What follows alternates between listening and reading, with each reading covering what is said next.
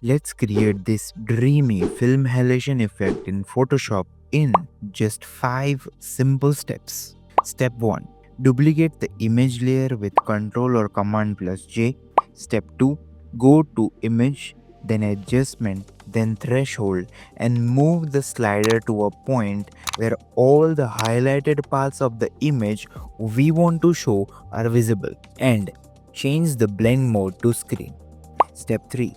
Go to Filter, then Blur, then Gaussian Blur, and change the radius around 30 to 40 pixels. Step 4. Add a solid color adjustment layer and select red color. Step 5. Clip it to effect layer and change its blend mode to overlay. And that's how we can add halation effect in Photoshop to any image which has highlighted parts. Here are a couple more examples of it. Let me know which one you like the most.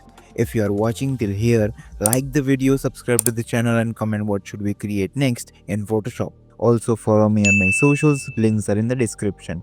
Until next time, keep watching Haynes Graphics.